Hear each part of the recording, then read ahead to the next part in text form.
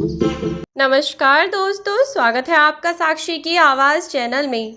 दोस्तों, आज की कहानी है बहू बेटे संग घूमने गई माँ, जिसके जग घूमने का सपना धरा का धरा रह गया। जब काशी महादेव के दर्शन को ले गए बेटे बहू, और अचानक आधी रात को नदी किनारे रोती अकेली बूढ़ी माँ आखिर कैसे पहुँची वहाँ तक। फिर उस बूढ़ी माँ को मिला ऐसा ज्ञान जिसने उसका जीवन बदल दिया। आइए बढ़ते हैं कहानी की ओर और जानते हैं कि क्या हुआ। महादेव की नगरी काशी, जहाँ हजारों नहीं बल्कि लाखों की संख्या में हर दिन हर महीने लोग आते रहते हैं, कभी वहाँ घूमने के लिए तो कभी ईश्वर के अनोखे चमत्कारों को देखने के लिए, जो आज के ज़माने में आम तौर पर देखने को नहीं मिलते। महादेव की नगरी, जहाँ रहने वाले हर व्यक्ति के ऊपर स्वयं महादेव का आशीर्वाद होता है। और फिर यह तो सच ही है कि महादेव कभी भी अपने भक्तों को अकेला नहीं छोड़ते। वह हमेशा हर साल वहाँ करोड़ों की तादाद में लोग वहाँ आते हैं, बस यही सब देखने।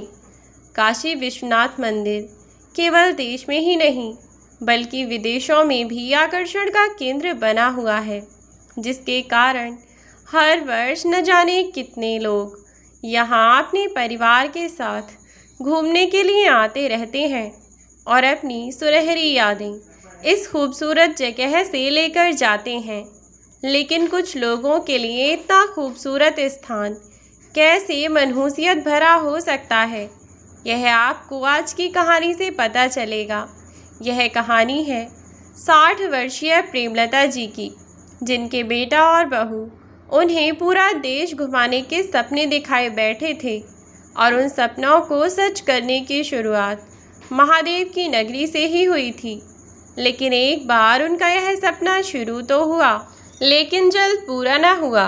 अब आप सोच रहे होंगे कि ऐसा क्या हुआ, तो चलिए कुछ समय पहले चलते हैं। प्रेमलता जी शुरू में तो अपनी बेटी और अपने पति के साथ गांव में रहा करती थीं। यूँ तो उनका एक बेटा भी था, जिसका नाम राकेश था। राकेश बचपन में तो माँ बाप के साथ गांव में ही रहा करता था, लेकिन जब वह बड़ा हुआ तो पढ़ाई लिखाई करने के लिए वह अपने गांव से बाहर निकला और उसे नए नए लोग, नई नई चीज़ें देखने को मिलीं। बाहर की दुनिया में उसने पहली बार कदम रखा था और उसे यह बाहरी दुनिया अपने घर से कई गुना बेहतर लगी, क्योंकि ना ही तो उसे यहाँ कोई रोकने वाला था और ना ही कुछ कहने वाला। जो उसका दिल करता वह वही किया करता था। जब मन करता तब उठता, जब मन करता तब पढ़ता, जब मन करता तब खाता, घूमता फिरता, दोस्तों के साथ समय बिताता। उसकी ज़िंदगी अच्छी बीतने लगी थी। इधर प्रेमलता जी और उनके पति श्याम जी और उनके साथ राकेश की छोटी बहन यानी उनकी बेटी दिव्या रहा करती थी। यूँ तो दिव्या को भी पढ़ाई लिखाई का बड़ा शौक था और वह भी पढ़ने में बहुत दिमाग लगाया करती थी। लेकिन जब उसका भाई पढ़ने के लिए बाहर चला गया तो उसने सोचा कि अगर वह भी पढ़ने के लिए बाहर जाने लगी तो घर पर माँ बाप का ख्याल कौन रखेगा, और फिर वह दोनों तो बिल्कुल अकेले पड़ जाएंगे। बस यही सोचकर दिव्या ने घर पर ही रहना शुरू कर दिया। तब दिव्या गांव से ही पढ़ाई पूरी कर रही थी। अभी तक दिव्या 10वीं कक्षा में थी और राकेश ने अपने 12वीं के पेपर भी गांव के पास ही किसी दूसरे शहर से दिए थे। तब तो अपने दोस्तों के साथ वह चला गया और तब से घर आने का उसका मन ही ना हुआ। तब वह ग्रेजुएशन भी करने लगा, पर ग्रेजुएशन भी वह शहर से ही कर रहा था और गांव में ग्रेजुएशन के लिए अच्छे स्कोप भी नहीं थे, इसीलिए उसने शहर को चुना। और प्रेमलता जी और श्याम जी ने भी मना नहीं किया। उन्होंने इस बात को समझा कि बच्चों के लिए इतना तो उन्हें भी सोचना ही पड़ेगा ना। अगर वे अपने स्वार्थ के चलते उन्हें घर पर ही रोके रखेंगे तो इससे उनका भविष्य खराब होगा। तो वे अपने स्वार्थ के चलते अपने बच्चों के भविष्य को कैसे बर्बाद कर सकते थे। इसीलिए सब कुछ सामान्य तौर पर चल रहा था। अब तो दिव्या भी 12वीं कक्षा में आ गई थी और इस बार तो दिव्या ने अपने स्कूल में सबसे अच्छे नंबर प्राप्त किए। अपने स्कूल में दिव्या फर्स्ट आई थी और 12वीं कक्षा में उसकी सबसे अच्छी परसेंट बनी। इस बात से श्याम जी बहुत खुश हुए और उन्होंने अपने गांव के आस पड़ोस में मिठाइयाँ बंटवाईं। दिव्या का भी सपना था कि वह पढ़ लिख कर कुछ कर ले और कामयाब हो जाए, लेकिन वक्त को शायद कुछ और ही मंजूर था। समय बीतता रहा और एक दिन पता चला कि श्याम जी की तबीयत बहुत ख़राब है। काफ़ी समय से वे बीमार थे, लेकिन किसी को बताया नहीं। ऐसे ही दवाई गोली खाते रहा करते थे। लेकिन एक दिन जब घर पर उनकी ज़्यादा तबीयत ख़राब हुई तो फिर डॉक्टर के पास गए और डॉक्टर से उन्होंने जब जांच कराई तो पता चला, डॉक्टर ने उन्हें बताया कि अब उनकी बीमारी बहुत गंभीर रूप ले चुकी है, इसीलिए उन्हें जल्द से जल्द अस्पताल में एडमिट हो जाना चाहिए ताकि उनकी ज़िंदगी थोड़ी और बढ़ सके।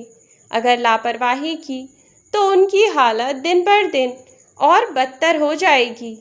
अभी तक श्याम जी ने यह बात किसी को नहीं बताई थी, लेकिन अब प्रेमलता जी को यह बात पता चल चुकी थी, तो उन्होंने भी श्याम जी के साथ जाकर डॉक्टर से बात की तो पता चला कि श्याम जी के दोनों फेफड़े बहुत हद तक गल चुके हैं और इसी के कारण उन्हें इतने समय से सांस लेने में परेशानी हो रही थी। यह सब सुनकर बेचारी प्रेमलता जी के सिर पर तो जैसे आसमान टूट पड़ा था।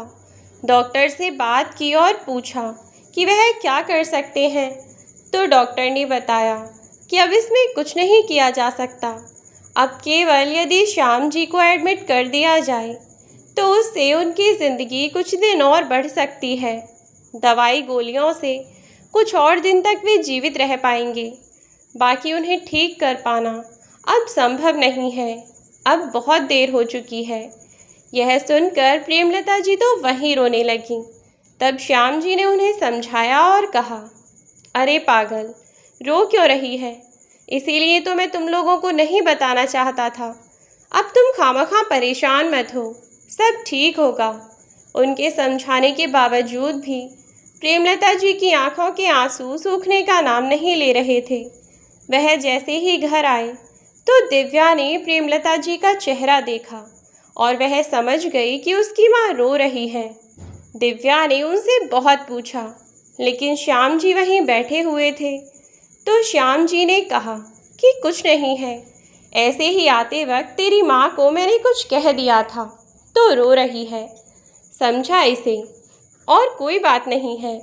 श्याम जी ने थोड़ी सी तेज़ आवाज़ में प्रेमलता जी से कहा, अरे रोती क्यों हो, चुप हो जाओ, बच्चे और परेशान हो जाएंगे। तो प्रेमलता जी चुप हो गईं। फिर थोड़ी बहुत देर बाद खाना पीना खाकर श्याम जी बाहर घूमने निकल गए। प्रेमलता जी को अंदर ही अंदर यह डर खाए जा रहा था कि न जाने अब क्या होगा। कभी वे सोचती कि क्यों ना श्याम जी को एडमिट करवा दिया जाए, लेकिन फिर श्याम जी उन्हें मना कर रहे थे। श्याम जी चाहते थे कि उनका जितना भी जीवन बचा है वह उस समय में हंसी खुशी अपने बच्चों के साथ रहें, ना कि अस्पताल में मरीजों के बेड पर बेहोशी की हालत में पड़े रहें और दवाइयाँ खाते रहें, वहीं दिन रात रहें। लेकिन सब कुछ जानने के बाद भी प्रेमलता जी हाथ पर हाथ रखकर बैठ तो नहीं सकती थीं। इसीलिए प्रेमलता जी ने राकेश को फ़ोन किया और फ़ोन पर उसे सारी बातें बता दी। जब फ़ोन पर वह राकेश को यह सब बता रही थी तो दिव्या ने भी सब सुन लिया। अब तो परिवार में सबको सच पता चल चुका था। शाम तक राकेश भी गांव आ गया। अचानक राकेश को आया हुआ देखकर श्याम जी सोच में पड़ गए और पूछने लगे, क्या हुआ बेटा, अचानक यहाँ कैसे, कुछ हुआ है क्या? तब राकेश ने अपने पिता के पैर छुए और गले लगकर वह रोने लगा। राकेश की आंखों में आंसू देखकर श्याम जी को कुछ शक हुआ। उन्होंने उसे संभाला और बोले, अरे पागल, क्या हो गया, क्यों रो रहा है? बच्चों की तरह रो रहा है। क्या हुआ है? कोई परेशानी है क्या? तो राकेश ने श्याम जी से कहा, बस कीजिए पापा, अगर आप हमें सच नहीं बताएंगे तो क्या हमें कभी कुछ पता नहीं चलेगा? आपने तो हद कर दी। इतने दिनों से इतना सब कुछ आप अकेले झेल रहे हैं। एक बार भी हमें कुछ बताना ज़रूरी नहीं समझा? आपकी नज़रों में हम कुछ हैं ही नहीं क्या? यह सुनते ही श्याम जी को सब समझ आ गया और वे प्रेमलता जी की ओर देखने लगे। तो प्रेमलता जी ने नज़रें नीची कर लीं, फिर धीरे से बोलीं, माफ़ कीजिएगा, लेकिन मैं यह सब नहीं छुपा सकती थी बच्चों से। आपने तो हम सबको धोखा दिया ही है।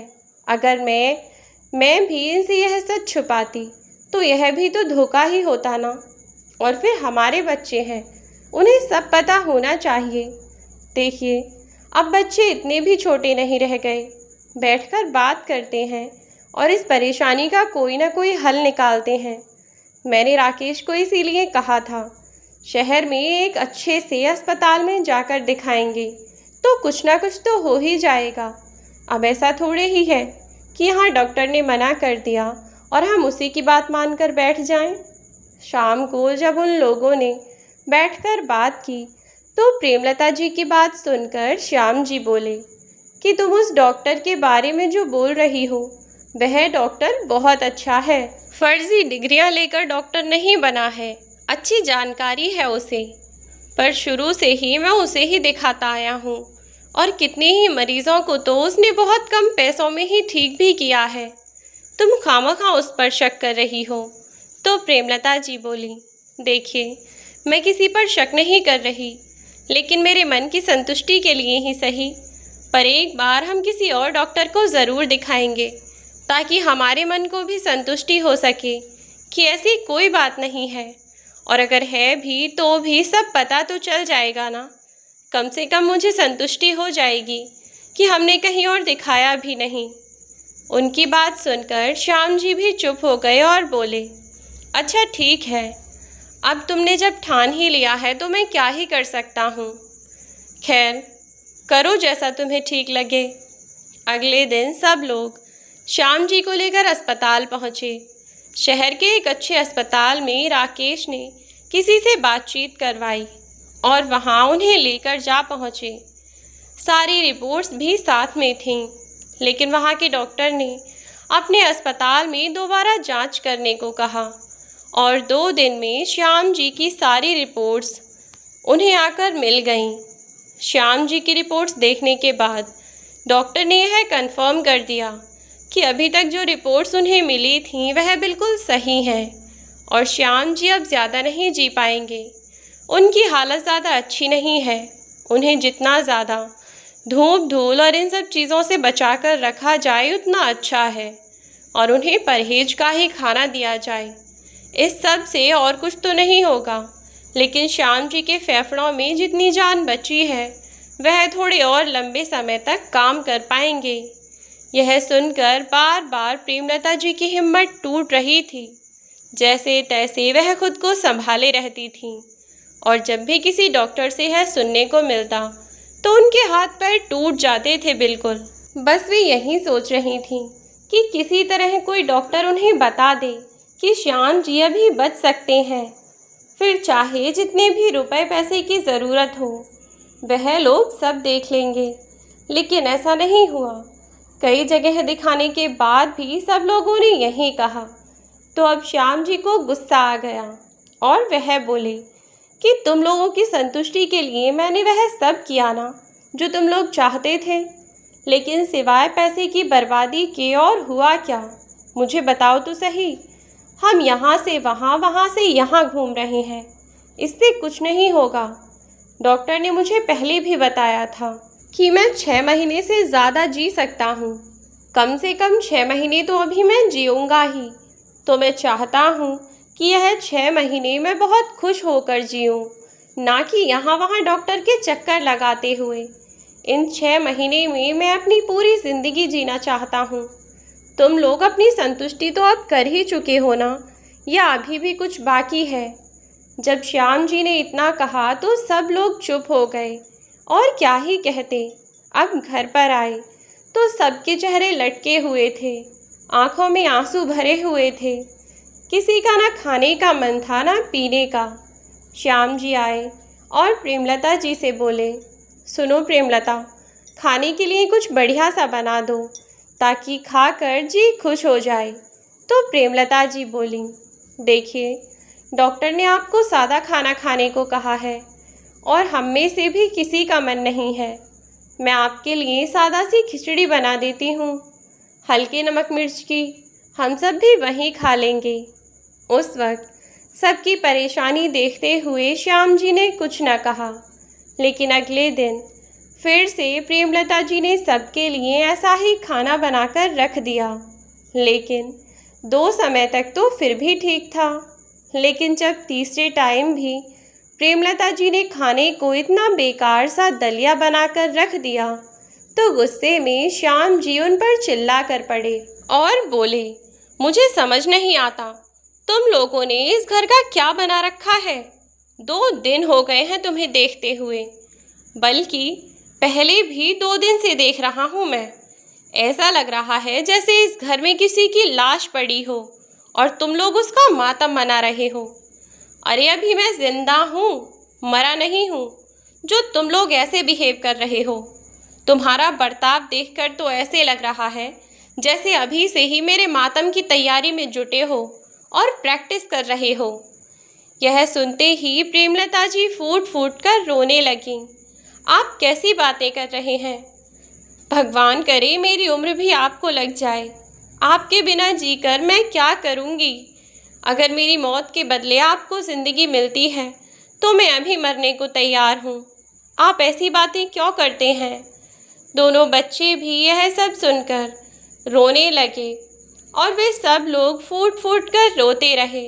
अपने बच्चों को और अपनी पत्नी को इस तरह फूट फूट कर रोते हुए देखा तो श्याम जी की भी आंखें नम हो गईं और वह उन्हें चुप करते करते खुद भी रोने लगे।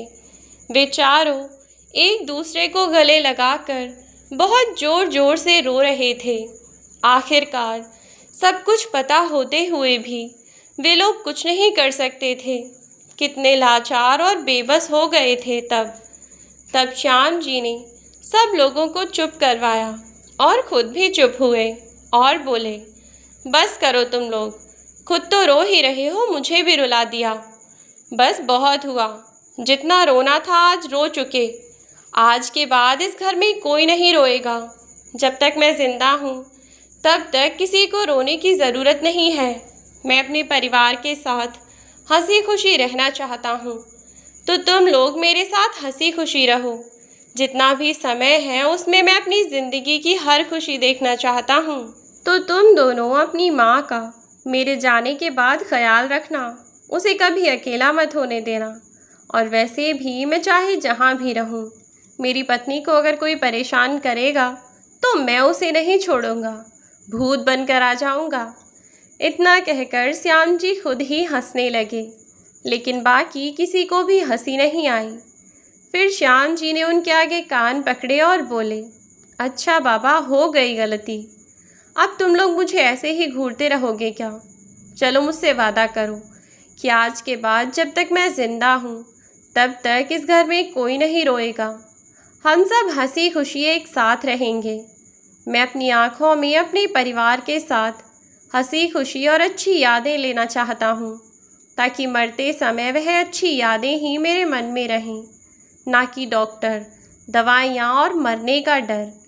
एक न एक दिन तो मौत सबको आनी ही है, तो फिर मरने से डरना कैसा? ठीक है ना? अब तुम लोग कोई भी नहीं रोओगे, सब खुश रहोगे, ठीक है? श्याम जी ने सबसे वादा लिया और सबको चुप कराया। अब श्याम जी के सामने कोई भी आंसू न बहाता और ना ही रोता। सब लोग बहुत हंसी खुशी रहते। श्याम जी के लिए हल्के नमक मिर्च का ही, लेकिन उनकी पसंद का सब खाना प्रेमलता जी उनके लिए बनाया करती। अगले दिन श्याम जी ने प्रेमलता जी से कहा कि सुनो प्रेमा, मैं अपने जीते जी अपने बच्चों की शादी देखना चाहता हूँ। अगर बच्चों को कोई परेशानी ना हो तो तुम उनसे बात कर लो, उनके लिए अच्छे रिश्ते देखकर मैं उनकी शादी करवा दूंगा। अपने जीते जी तो मेरे दिल पर से एक बहुत बड़ा बोझ कम हो जाएगा। तुम आज बच्चों से बात कर लेना। शाम को प्रेमलता जी ने अपने बच्चों के सामने अपने पति की इच्छा रखी। हालांकि फ़िलहाल तो दिव्या छोटी ही थी और अभी तो वह 18 साल में चल रही थी। कुछ महीनों में 2 महीने बाद वह 18 वर्ष की होने वाली थी। लेकिन अपने पिता की खुशी और उनकी इच्छा को देखते हुए दोनों बच्चों ने हामी भर दी। राकेश की तो उम्र भी थी, पर अब तक उसकी ग्रेजुएशन भी और पूरी हो चुकी थी। तो इधर बच्चों ने ना नहीं की और उधर श्याम जी ने भी अपने रिश्तेदारों से उनके लिए रिश्ते ढूंढने को कह दिया था। जल्दी ही उन्हें अपनी बेटी दिव्या के लिए एक अच्छा रिश्ता मिल गया। एक अच्छा लड़का पसंद आ गया और साथ ही उन्होंने राकेश के लिए भी एक लड़की पसंद की। लेकिन वह अपने दोनों बच्चों की शादी एक साथ नहीं करवा पा रहे थे। तो 2 महीनों के अंतर में उन्होंने अपने बेटे और बेटी की शादी फिक्स कर दी। जल्दी ही उन्होंने राकेश के लिए लड़की का रिश्ता पक्का कर दिया और 3 महीने बाद की ही शादी की डेट रख दी। 2-3 महीने में ही राकेश की शादी हो गई और राकेश की पत्नी रीमा बहू बनकर घर में आ गई। श्याम जी की बीमारी और उनकी स्थिति के बारे में रीमा के परिवार वालों को और रीमा को भी पता था, तो इसीलिए रीमा भी परिवार में सब लोगों के साथ जल्दी ही घुल मिल गई। और अभी तक राकेश भी गांव में ही रह रहा था, क्योंकि श्याम जी की यह इच्छा थी कि उनके जीते जी उनके सब बच्चे अब उनके पास ही रहें। वह सबको अपनी आंखों के सामने देखना चाहते थे। राकेश की शादी के 2 महीने बाद ही उन्होंने अपनी बेटी दिव्या की शादी भी फिक्स कर दी थी। इन 4-5 महीनों में श्याम जी बहुत ज़्यादा खुश थे, क्योंकि वे अपने बेटे की शादी देखना चाहते थे और अपनी बेटी की भी। और अब वे संतुष्ट थे कि कम से कम जीते जी वह अपनी बेटी और अपने बेटे की शादी कर चले। और घर में सभी लोग बहुत खुश रहा करते थे, जबकि हर किसी को पता था कि बीतते हुए हर दिन के साथ श्याम जी की ज़िंदगी का एक दिन कम हो रहा है। लेकिन फिर भी अपनी आँखों की नमी को वे लोग छिपाते रहते और एक दूसरे के सामने मजबूत बनकर खड़े रहते और अपने चेहरे पर मुस्कान रखते थे। दिव्या तो अब रो रो कर बेहाल हो चली थी, लेकिन अपने पिता के सामने वह भी चेहरे पर मुस्कान रखती थी। एक तो इस घर से विदाई और ऊपर से वह भी ऐसे समय में जब उसे पता भी नहीं था कि अब इस घर से विदा होने के बाद वे दोबारा अपने पिता को देख भी पाएगी या नहीं। इस घर में रहते हुए कम से कम वह दिन रात उन्हें देख तो रही थी, उनके पास तो थी, लेकिन यहाँ से विदा होने के बाद उसका साथ अपने परिवार वालों से छूट ही जाने वाला था। इसी टेंशन के चलते दिव्या वैसे भी बहुत कमज़ोर हो चली थी। अब तो ना उसका कोई सपना था, ना ही उसकी कोई इच्छा थी, बस चारों ओर से दुख में घिरी हुई थी। दिन बीत रहे थे और देखते ही देखते 2 महीने यूं ही बीत गए। हालांकि इन 2 महीनों में दिव्या की भाभी रीमा ने पूरे परिवार के साथ मिलकर इस मुश्किल की घड़ी में उन लोगों का साथ दिया और वह भी हर वक्त खुश रहती और सब लोगों को खुश रखने की कोशिश भी करती। इधर उनके बेटे राकेश की तो शादी हो ही चुकी थी और अब 2 महीने बाद वह दिन भी आ गया जब दिव्या घर से विदा होकर दूसरे घर जाने वाली थी। सुबह से ही दिव्या का रो रो कर बुरा हाल था।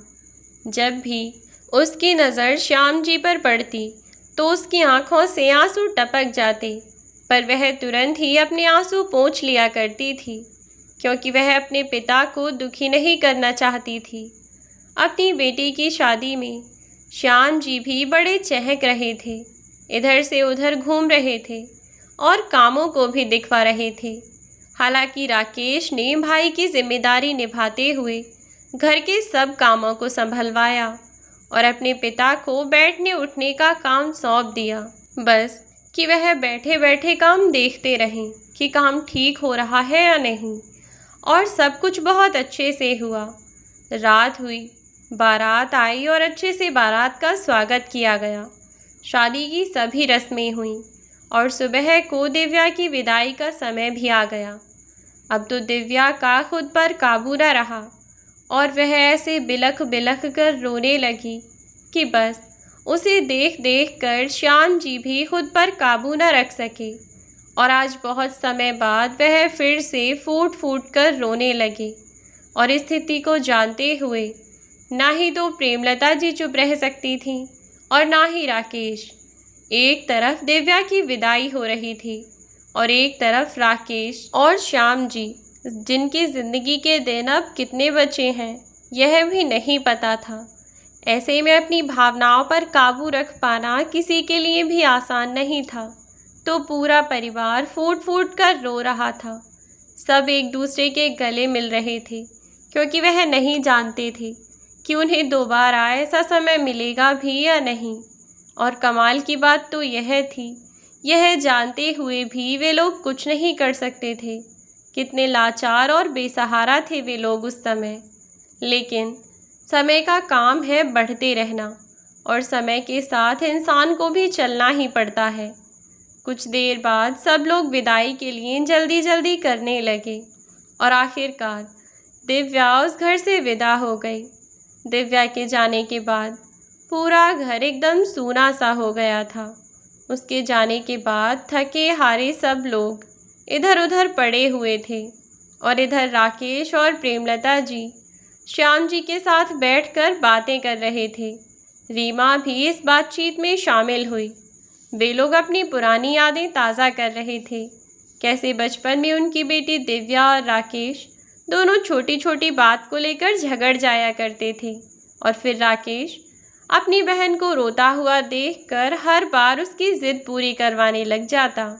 कई बार तो श्याम जी और प्रेमलता जी उन दोनों को ही डांटते, लेकिन राकेश वह हमेशा अपनी बहन की तरफदारी किया करता। पुरानी बातें सुन सुनकर रीमा भी बहुत हंस रही थी कि बचपन में वे लोग कितनी मस्ती किया करते थे।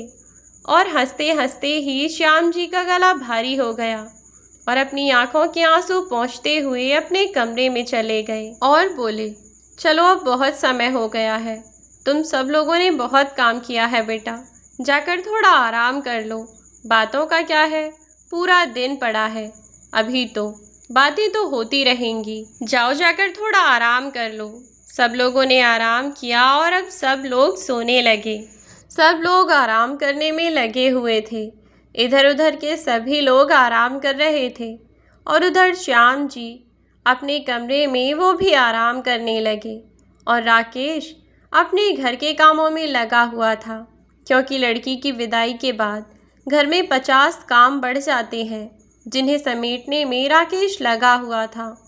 शाम तक उसने अपने सभी काम निपटाए और वह भी आराम करने लगा। सबके लिए दाल चावल बना दिए गए। रात को हल्का खाना खाया और सो गए।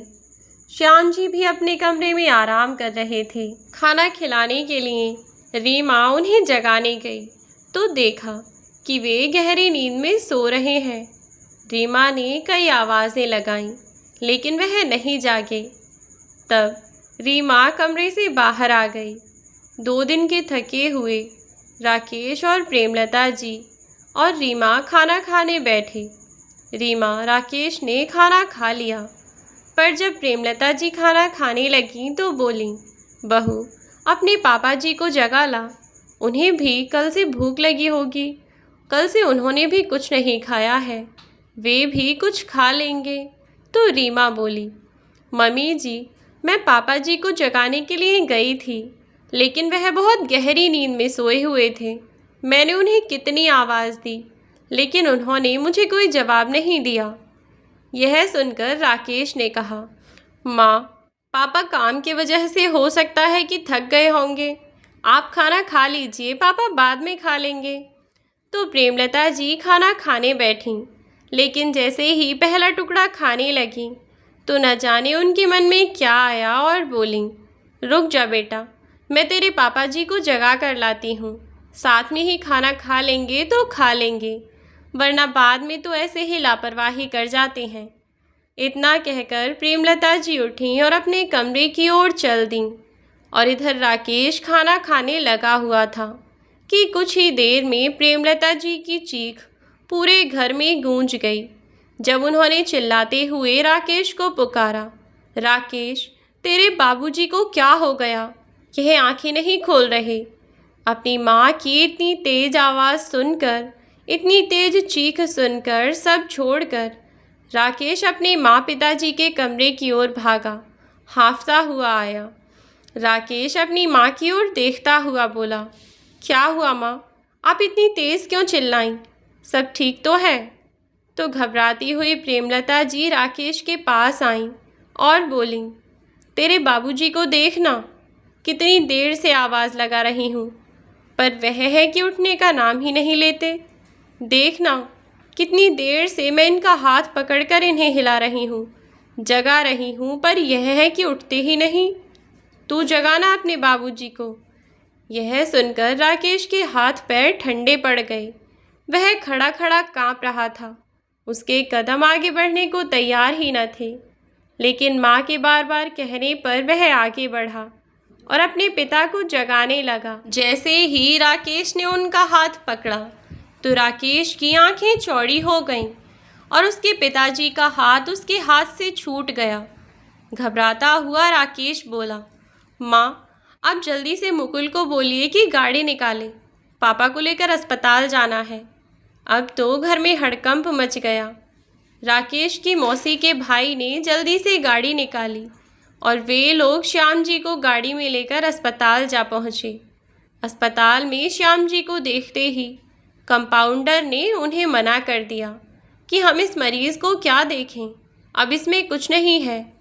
उसके यह बोलते ही राकेश ने गुस्से में उसका गिरेबान पकड़ लिया तो मुकुल ने राकेश को समझाया और उस आदमी का कॉलर छुड़ाया तो राकेश उस वार्ड बॉय के आगे हाथ जोड़कर बैठ गया।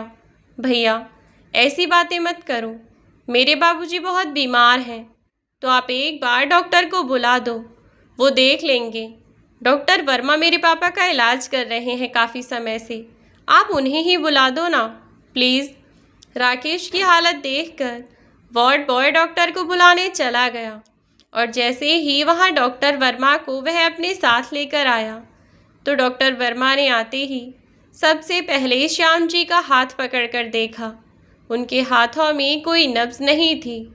डॉक्टर वर्मा ने फिर से तसल्ली के लिए उनके दिल की धड़कनें भी चेक कीं और भी कई फॉर्मेलिटी की, लेकिन आखिरकार वही हुआ जिसका उन्हें डर था और जो राकेश और प्रेमलता जी सुनना नहीं चाहते थे।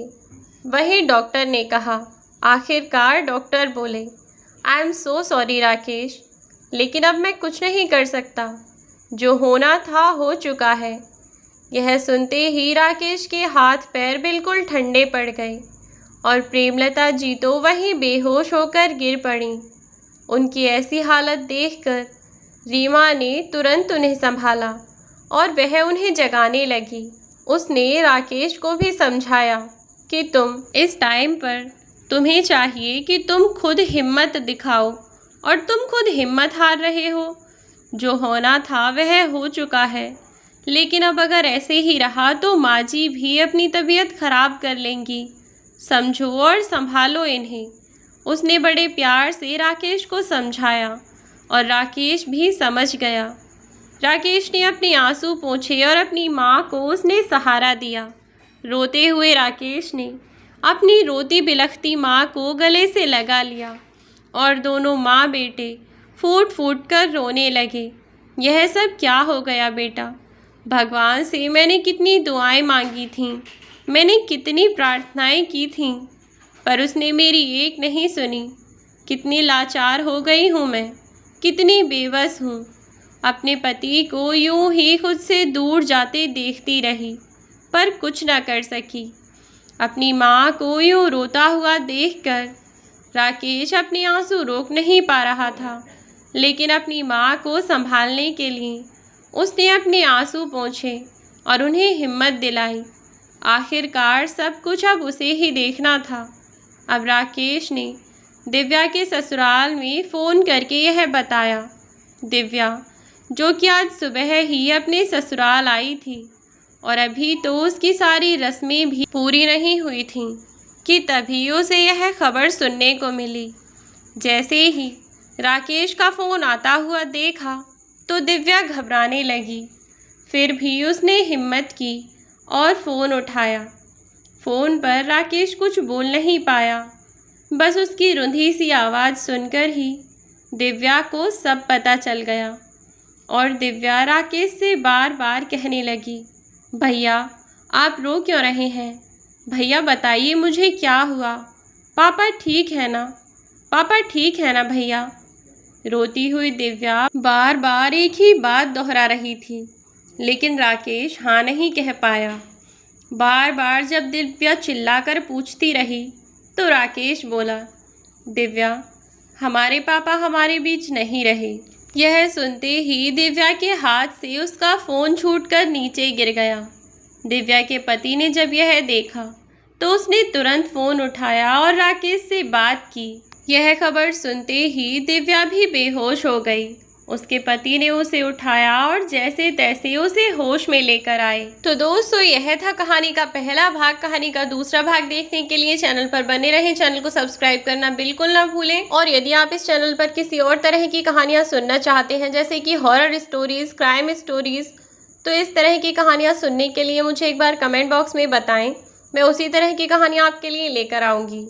तो आज के लिए इतना ही। अब मिलती हूँ कल कहानी के दूसरे भाग में। तब तक के लिए बाय बाय मेरे प्यारे दोस्तों। अपना ख्याल रखें और सुरक्षित रहें। वीडियो को लाइक शेयर कर दें। चैनल को सब्सक्राइब करना बिल्कुल ना भूलें।